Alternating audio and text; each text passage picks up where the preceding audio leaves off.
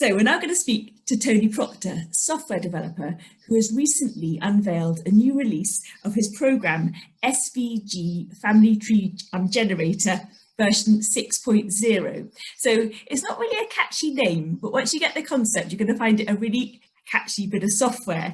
So I understand, Tony, that your software is usable for putting on somebody's blog or on their website, or maybe they want to share it as digital files with family or fellow researchers.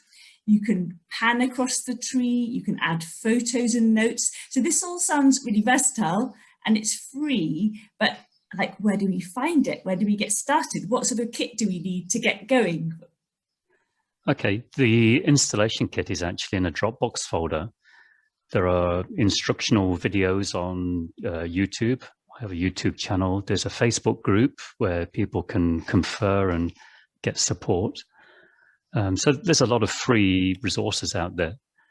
If I briefly describe what it is, and I admit the title is far too long, I abbreviated it to SVG-FTG, which is almost as bad. It allows you to create a family tree, lay the family tree out, and then it produces a version that you can show in your browser. And that's basically the summary of what it does. However, you can add bells and whistles to it. You can make it do things for you.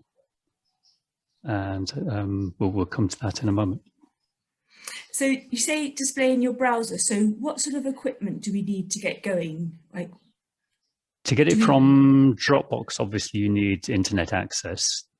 The designer, which is the bit I wrote, runs on Windows. So primarily you want to be a Windows user. There are users who are part of the Facebook group who are Mac users, and they've employed all this Mac technology, which I'm aware of, but I don't use myself, to make it run on there. The output from it, this is the bit that you actually see in your browser, runs on all modern browsers, so that will run on the Mac and Windows. And you can run it locally in your browser, which is not very useful, or you can share it with people by putting it in your website, or even in a blog. It also works in blogs. So, and I was quite excited to read that with this latest version, with 6.0, you don't need to have any knowledge of coding. So that sounds good. That's right. The previous versions, because it's been an iterative process, have always needed a little bit of tweaking, and that's obviously put people off. So now version 6 is fully functional out of the box. Although if you are a developer or a power user, there's a whole document about lifting the hood and letting you create your own applications to sit on top of the tree.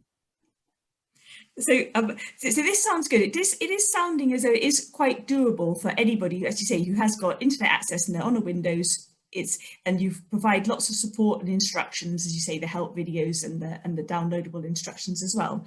So, like, so it's kind of easy to get started, but why would we want to get started? Like, what's the difference between this tree, for instance, and say the family search family tree? Like, what's the visual difference?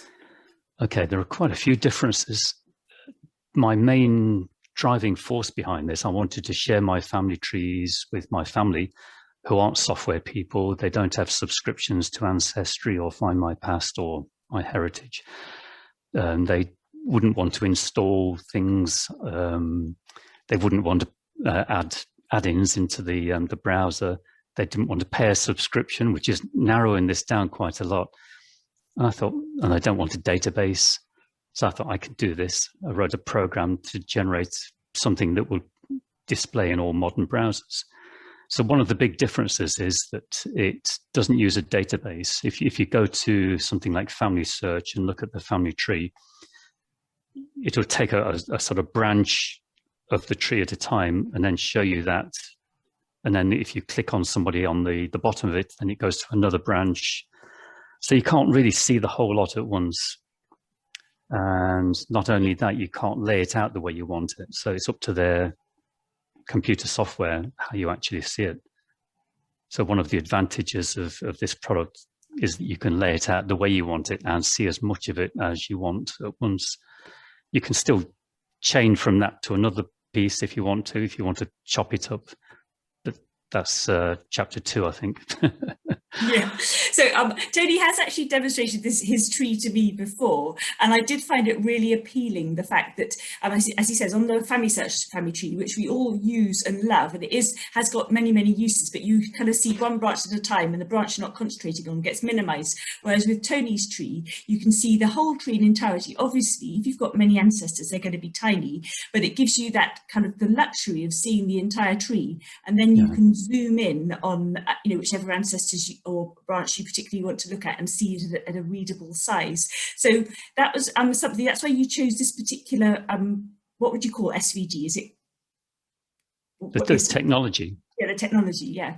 SVG it stands for Scalable Vector Graphics, and it's similar in appearance to HTML, except whereas HTML is for text and images, SVG is for drawing diagrams and lines and shapes. So there aren't many products out there that actually bring it into a web-based application. And sorry, I've just remembered I had 2 other requirements as well that were driving forces behind the development. One, I wanted to put my family tree snippets into blog posts, because I have a blog and lots of blog posts, but trying to create them with Word is awful. So I wanted a product that would actually generate nice, crisp, clean ones. And lastly, I wanted my family trees to actually do something. I didn't want it to just be a static picture that you could scroll around and zoom in. If I clicked on a person or clicked on a family, I wanted it to actually do things. So you can add in these applications depending on what you want it to do for you. So maybe I can demonstrate those as well. Yeah, that'd be great to actually see it in practice, not us just talking about it. Yeah, do you want to share your screen and give us a demo? Yeah, sure. These text files are called tree definition files. They encompass all of your layout and the properties that you've given to the people and the families. If I just load one up quickly into SVG Family-Tree Generator, these are the main buttons that you'll be using. So the designer takes you into the little tool to lay it out, and you can drag these boxes around. You can click on them to edit the properties, add biographical notes. You can browse for different pictures to put in there as I don't want to change a picture really. One of my aunts, far removed. So that's the design stage. If I come out of there and go back to these main buttons, the process button is the one that takes your design and converts it to something which in the browser. And it's as simple as that. I just press the button and it does everything. The view button allows me to actually see what I've generated. So this is now looking at the same thing in the browser. And the pan and zoom that Helen was talking about, if I just grab it with the mouse, I can drag this around. This is a fairly small one. I can also use this little control in the bottom corner to zoom in. And you'll see that in this state, I can reset it and zoom the other way.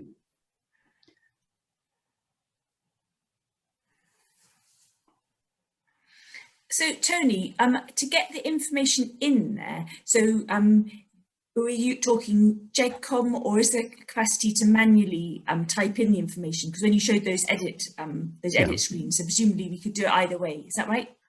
Yeah, let me show you how to import a GEDCOM. I mean, you can do it all by hand, but if you're copying it from somewhere else, that can be quite laborious. So most people would want to start with a GEDCOM file that they've already taken from somewhere else. So on the file menu, I've got a load GEDCOM file. I can select one from my directory and I'll use this one. Now I can actually take copies of individual people or individual families if I wanted to do it piecemeal and then build it into the tree that I'm building. But if I want to take a shortcut, I can just say export it, which will now take the GEDCOM and export it into my tree definition file. And that's the file name. Yes, it's already there. So it's overwritten it. And that's it. That take a com file and converted it to the format that my program expects. And now I can go back to my original form. Yes, that's just telling me that I've made changes to the stuff I had before. Load the tree definition file.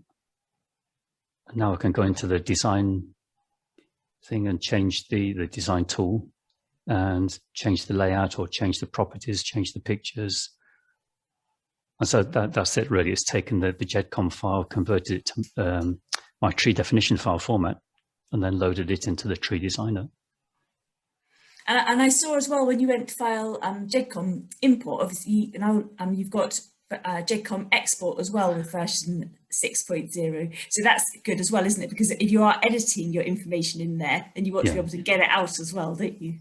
That's right. If you, particularly if you did decide to build up a tree by hand, you don't want it locked into the format that I'm using. So there's an export on there. You can export the information to a GEDCOM file that you can load into Ancestry or whatever.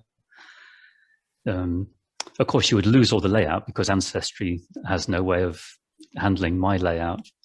So you would lose a bit of information, but you wouldn't lose the images and the biographical notes. So SVG this is a bit of technology that you're really keen about. So for somebody, so is it because it is scalable so that you can zoom in and it's not pixelating, or what is it that you particularly like about this technology? The fact it can not only draw diagrams and that they're crisp, but also that they can interact with you. So let me pick up one of the other samples. Tree Ashby. Okay. So I'm going to the designer, and this is where I can change the layout. But on the options menu, I can add interactive applications. So I want to show my ancestor linkages, which basically just highlights the lines going up the ancestral tree. Compendia, which records references that I've found on the internet to images or documents. I think I'll take the expand image and find persons. So I don't have to do any coding for this. Come out to the tree designer, say process, and now view what I've generated. So you'll notice it's got some little buttons in the corners. Let me just expand on those a little bit so you can see it better. The icon in the top left there shows the ancestral path. So for any particular person, it will actually climb up the tree and show you their branches all the way through their maternal and paternal branches to the top of the tree. Or there's another option. If I shift click on it, it will actually show the boxes instead. The parents, grandparents, etc. going up the tree. Compendia, that's showing various blog posts that I've got for this lady, Mary Ashby. I like that. That is really good. Yeah. So I can click on one of those and it will load that into another tab. And this last one is actually a picture, so they don't have to be blog posts or web pages, anything with a URL you can put in there. So if I click on this, that will actually go to a picture of her. One of the things I particularly like about this is if I click on, or do a shift click on this, it will actually highlight people who have got the same reference.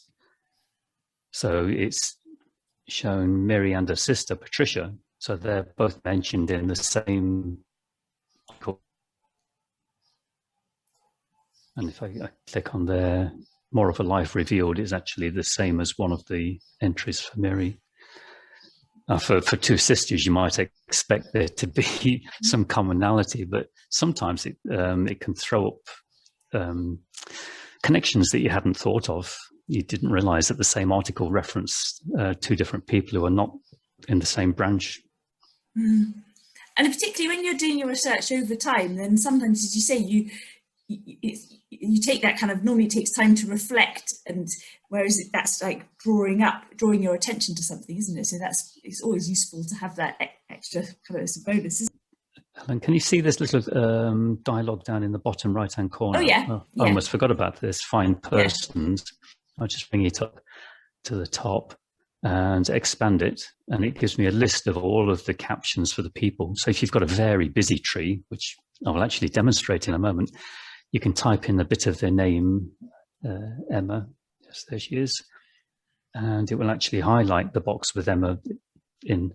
Now, if you've got a very large tree and you need to scroll it, it will scroll it automatically and highlight it, which is, if you've got a couple of thousand people in your tree, believe me, that's really useful. Yeah, yeah.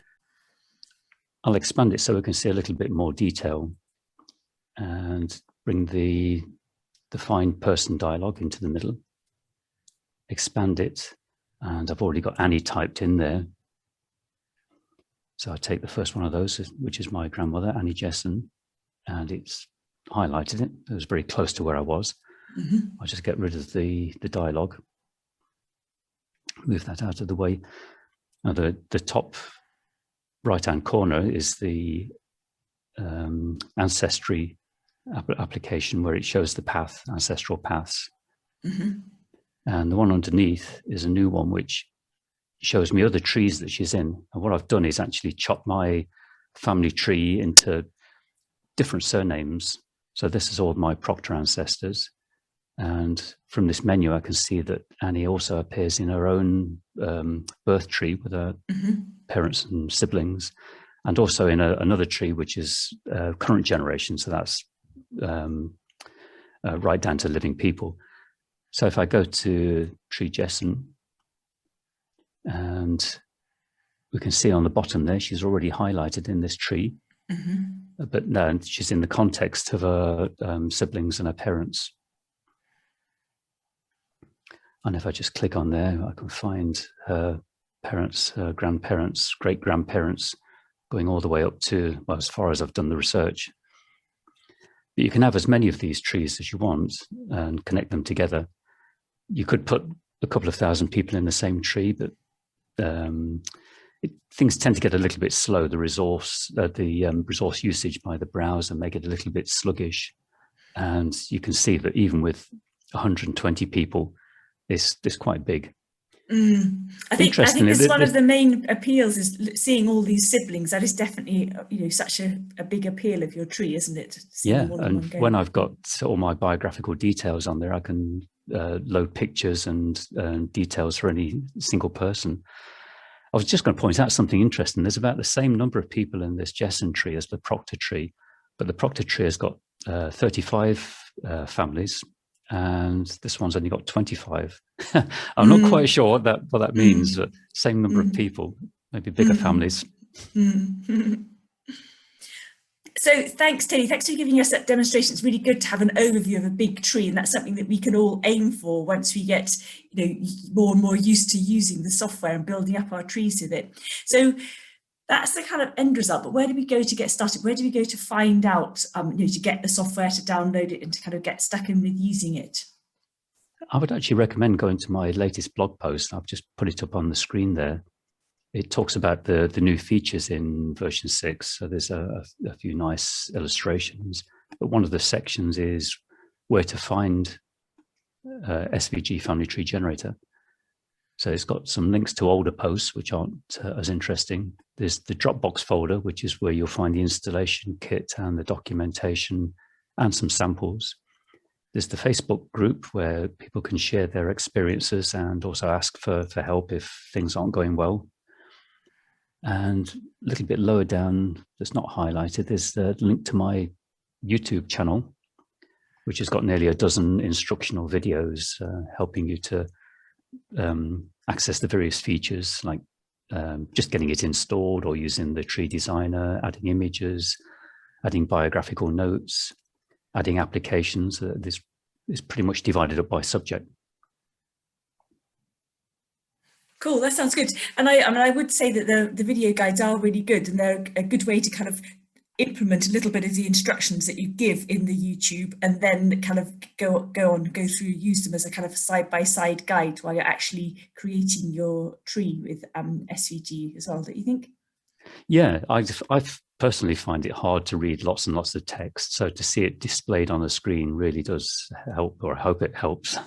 And I think also what would be really fun is when people have tried out the software, it'd be great to see examples of the family trees they've created. So if anyone's willing to share their links, I'll do so that other readers can go and find their family trees and see how other people are putting it to good use. That would be great to see as well. Yeah, we've already had a few users on the Facebook group provide links to their tree. One of the guys, he's not a developer, he's a power user. He's started to write a bit of an application that links people by their DNA tests.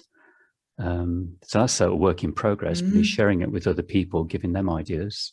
And we can all contribute if someone needs help or recommendations.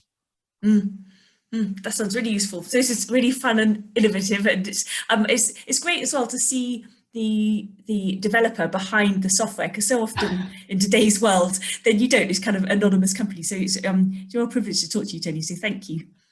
Yeah, thanks, Alan. Thanks very much.